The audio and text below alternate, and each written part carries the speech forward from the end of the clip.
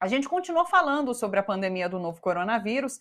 Acho que tudo isso que a gente comentou até agora mostra que a pandemia da Covid aqui no Brasil tem avançado, está avançando. São mais de 174 mil mortes e a média móvel dos últimos 7 dias é de 533 óbitos diários. 11 estados apresentaram alta na média móvel de mortes. Entre esses estados está Santa Catarina, por exemplo, que anunciou agora um toque de recolher durante a madrugada, isso por 15 dias por conta da alta nos números da Covid-19. Mas lá no estado ficou decidido também a ampliação dos horários de atendimento do comércio para o fim do ano, com o objetivo de não provocar aglomeração. Na capital paulista, ontem foi o primeiro dia de endurecimento na quarentena após a regressão no estado para a fase amarela. Um decreto municipal estabeleceu limite de horário de até 10 horas por dia e diminuição de capacidade para até 40% no comércio da capital paulista. Mas o que se viu nas ruas dos principais centros comerciais é muita gente caminhando, muita gente se aglomerando, muito movimento, principalmente agora que é fim de ano, e muita gente sem máscara também. Para essa conversa sobre a pandemia aqui no Brasil e no mundo, recebe novamente a Karina Calife, que é médica sanitarista, mestre e doutora em medicina preventiva pela Faculdade de Medicina da USP e a professora da Faculdade de Medicina da Santa Casa de São Paulo. Oi, doutora Karina, sempre um prazer te receber. Tudo bem com você? Como vai, Thalita? É um prazer estar aqui com vocês também. Vamos começar falando sobre principalmente o São Paulo, mas falar um pouquinho sobre essa medida de Santa Catarina também. Alguns estados começam a adotar, alguns estados e municípios adotar essas medidas um pouco mais rígidas, mas são tímidas, né, doutora? Porque mesmo em Santa Catarina, ok, eles vão fazer esse toque de recolher durante a madrugada, mas vão ampliar o horário de atendimento no comércio. É para evitar aglomeração, mas muita gente vai acabar indo, né, em outros horários. Então, como que você vê essa adoção dessas medidas restritivas? São tímidas de fato? Qual a sua avaliação? Bom, Thalita, eu acho que são tímidas de fato, né? E a gente está vivenciando uma coisa que acontece quando você tem uma comunicação ambivalente, como a gente tem tanto no governo federal quanto no governo estadual, tanto aqui quanto lá em Santa Catarina, né? Porque se a gente tem claramente um aumento de casos, e isso não está acontecendo agora, nós temos avisado isso, né? As pessoas têm olhado para os casos, estudado isso, tem avisado que há pelo menos 15 dias atrás essas medidas já deveriam ter sido tomadas, então a gente está vivenciando aqui algo que poderia ter, estar em outra situação. Então são medidas tímidas, são medidas insuficientes, a gente vai ter que ampliar isso, porque não só a média móvel aumentou, né, Thalita, mas o número de mortes vem aumentando, e a cada semana que passar, isso vai ficar pior. E queria só fechar dizendo assim, que a semana passada a gente disse, a ver se realmente vai estar estável. E não está, né? Então me preocupa muito qual é a prioridade dos governos. É cuidar das pessoas que estão doentes, é cuidar das pessoas com a possibilidade de adoecimento, ou é ter algum tipo de oportunidade política? Com uma situação como essa não se brinca, e a gente não está numa situação tranquila no nosso país. E a gente vê essa preocupação muito econômica, né, por conta do fim de ano. A gente sabe que é um período de muitas vendas, mas é esse período justamente de aglomeração, que as pessoas vão para centros comerciais. Aqui em São Paulo, na capital paulista, ontem eu vi algumas imagens da região da 25 de março, do Brás, e é isso, é muita gente circulando. Então, isso, é melhor se pensar na saúde do que no comércio nesse momento, porque não tem futuro. Claro, e a gente tem algumas informações. Veja bem, Thalita, a gente está falando de uma doença que mata muita gente. Não é só de uma doença que tem contaminado muito, mas tem contaminado e matado um bom percentual. Nós temos muitos óbitos, mais de 174.500 óbitos hoje. Então, é muita coisa.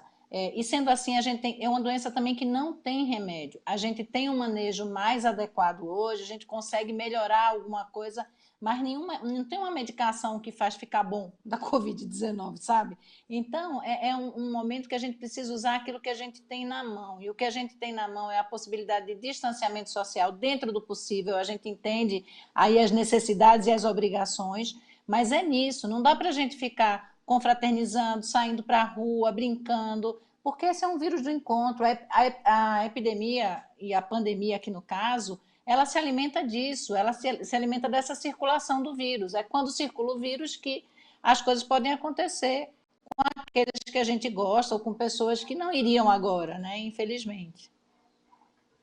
Vamos falar um pouquinho sobre essa situação do calendário de imunização, das vacinas. Já conversei um pouquinho ontem, hoje já conversei agora com o Paulo Donizete também. O que a gente sabe é que países como o Reino Unido, Itália, Alemanha já anunciaram essas vacinações a partir de janeiro, já nas próximas semanas. A Rússia já está usando imunizante.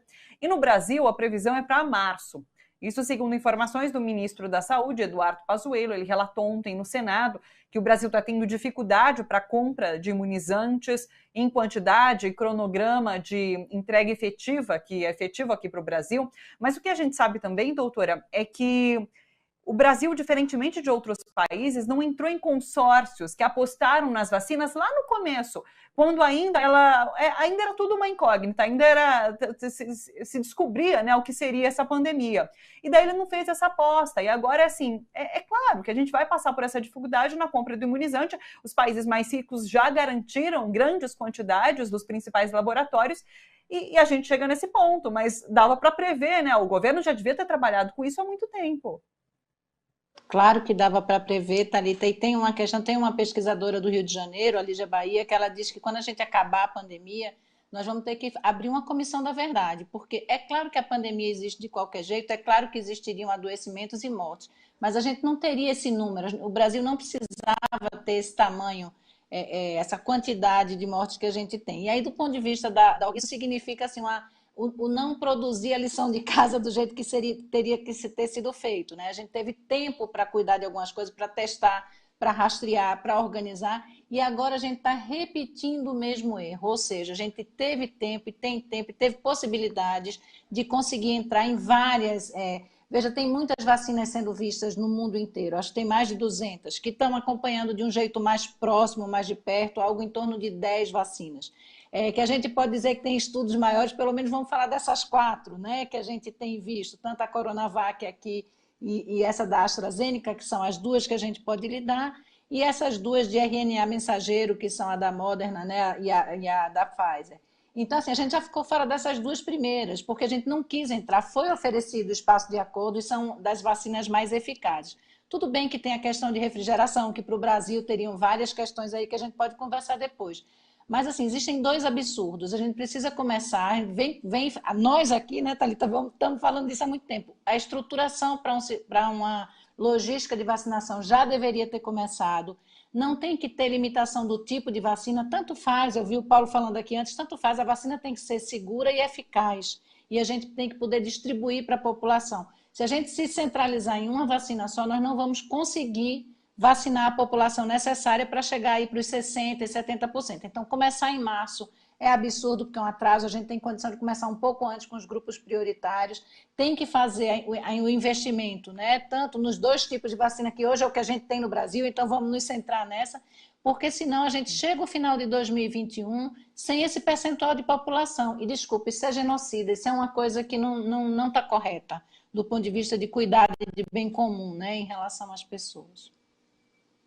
Você citou essa questão da refrigeração, né?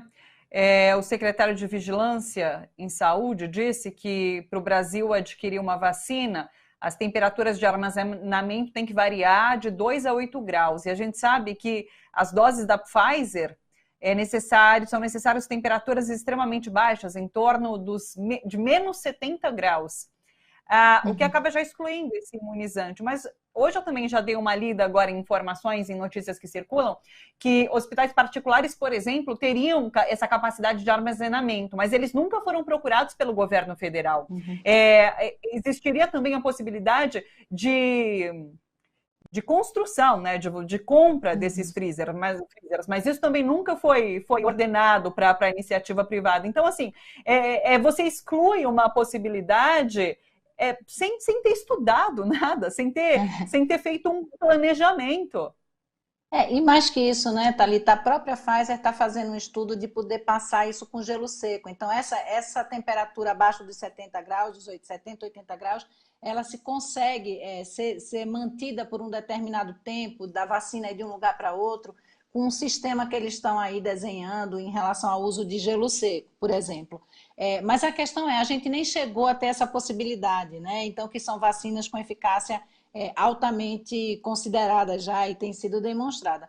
Agora, 2 a 8 graus é como se fosse um freezer de casa. O sistema de imunização, o Programa Nacional de Imunização no Brasil, ele é um sucesso, ele funciona muito bem. Essa história da Sinovac, se vai dar ou não vai dar efeito colateral, veja, é uma tecnologia talvez que até seja menos eficaz, a gente ainda tem que ver todos os estudos, menos eficaz que essas de RNA mensageiro, mas serão tecnologias que já são utilizadas em várias vacinas aqui, que é do vírus inativado. E a gente tem estrutura nas unidades básicas de saúde do Brasil inteiro para fazer essa distribuição. Então, o que tem que fazer é garantir, a gente teria que ter tem vacina, está aprovada, passou nos testes, então vamos utilizar todas as possibilidades, onde a gente consegue trazer de um jeito com negociação, como você está fazendo, trazer, onde a gente vai precisar levar de outra forma. O que pode acontecer é ter que tomar uma vacina com um tempo de imunidade menor, então ter que repetir, enfim, mais rápido. Então, mas é importante que se a gente tiver aí 60%, 70% da população vacinada, a gente passa para uma outra fase, inclusive de nos preparar para próximas possibilidades, né? Você fala agora sobre o SUS, e daí tem essa notícia importante de que a Anvisa vai conceder autorização emergencial para essas vacinas contra a Covid, que ainda não tem esse registro final, né? E a ideia é justamente agilizar a aplicação do imunizante em públicos restritos, e essa autorização vale somente para a distribuição pelo SUS. Então, é uma decisão importante, mas ainda falta vacina também, né? Não, é muito importante. Eu acho que isso é fundamental, né? Essa distribuição mais institucional, ou seja, é só para que as pessoas, se não você imagina, só ia ser vacinado quem tivesse dinheiro, você tira o grupo prioritário. Então, eu acho que essa é uma coisa acertada. É acertado também ter um momento emergencial, porque é o que a gente está vivendo, a gente está fora de um contexto normal. Então, as pessoas começam a discutir as coisas como se a gente tivesse... Não estamos num contexto normal, a gente está num contexto de pandemia. Então, é importante, e ele disse que isso aí realmente pode ser retirado a qualquer momento, ou seja, isso é para esse momento para poder se atingir. Agora, começando em março e usando uma vacina só, nós não vamos imunizar a nossa população e protegê-la do jeito que é necessário. O Brasil precisa se esforçar de fazer articulação, de cuidar, se articular com o Estado, com o município, com o público, privado, porque o SUS prevê isso, inclusive, né? Dentro do SUS existe essa possibilidade de parceria com o privado, e a gente conseguir fazer o que é fundamental, cuidar da vida das pessoas, não deixar que as pessoas morram no nosso país. Já falei com o Paulo, a gente mostrou agora no começo do programa esse vídeo do presidente Jair Bolsonaro falando sobre possíveis efeitos colaterais da vacina, que ele lava as mãos, que não quer ouvir depois reclamações em relação a isso. Mas a gente lembra que quando foi para fazer a indicação da cloroquina, ele não falou sobre essas reações e comprovadas, inclusive. A cloroquina tem efeitos adversos comprovados. E ele não levantou isso. Então, realmente, ele presta um desserviço quando fala dessa forma sobre a vacina.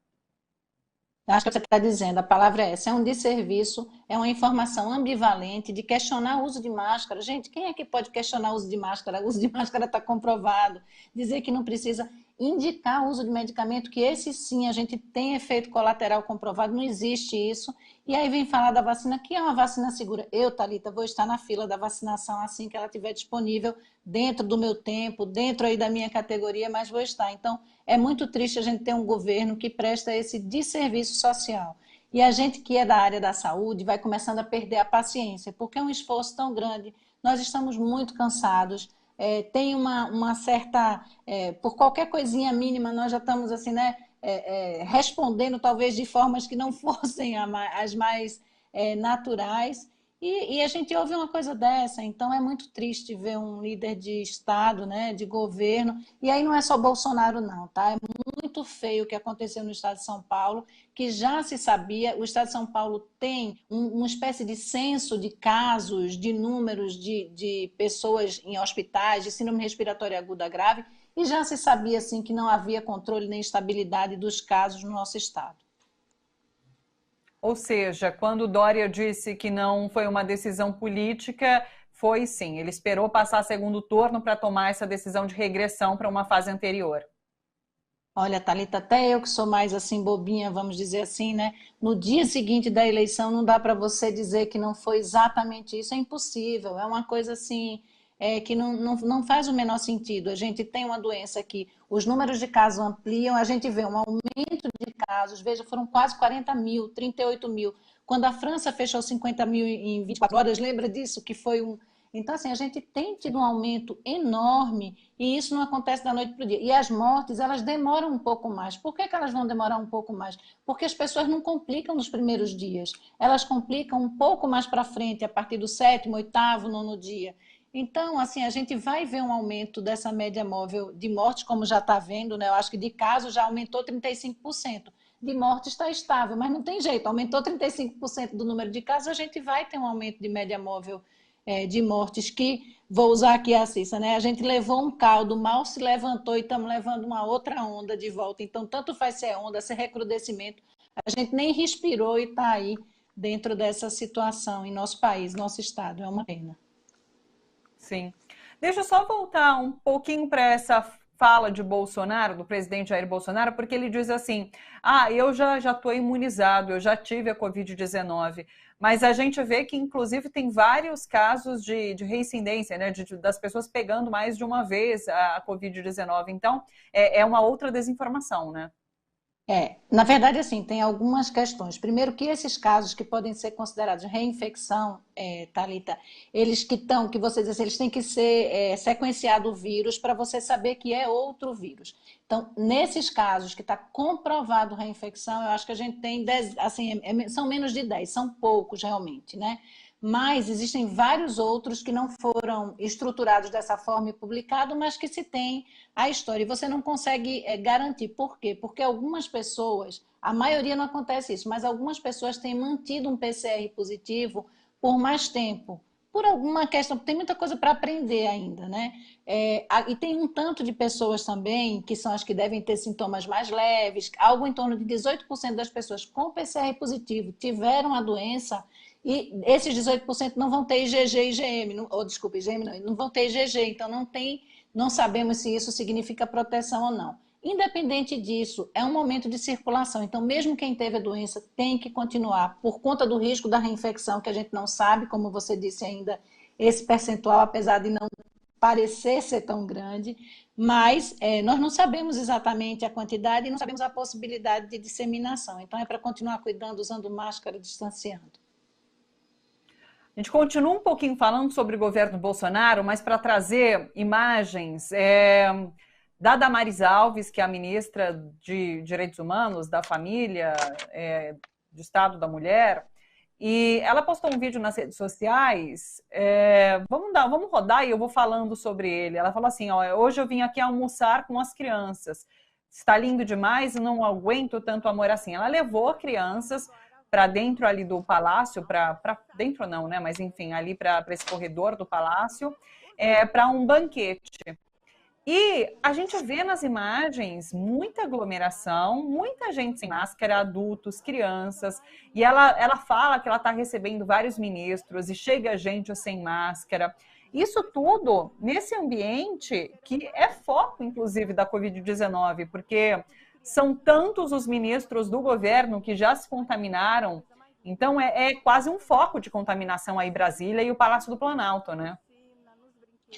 Sim, a gente vai dizendo que é mais do mesmo, né? Do mesmo lugar que sai. Então, é um absurdo a gente ter um momento claro de aumento de casos em nosso país, de ter um aumento de óbitos, você ter uma coisa. E é até meio infantilizado, né? O jeito que ela vai falando ali naquele vídeo, que bonitinho, que bacana, que mesa de banquete, com várias crianças, que provavelmente as crianças adoecem de uma outra forma, com mais cuidado, mas que voltam para suas casas, que tem pessoas, que têm idosos. Então, estava falando disso ainda há pouco, né, Thalita? A pandemia, a epidemia desse vírus, ela se alimenta desse movimento, dessa circulação do vírus, desses encontros. A gente não pode ter espaços com muita gente. Você tem que garantir usar máscara, distanciar, estar em espaço com menos gente, estar em ambientes que não sejam fechados para que você não tenha essa possibilidade de contaminação pelo ar. Então, assim, é muito triste a gente ver um desserviço de novo do governo, né, fazer um movimento desse. É um risco para a vida de quem estava ali.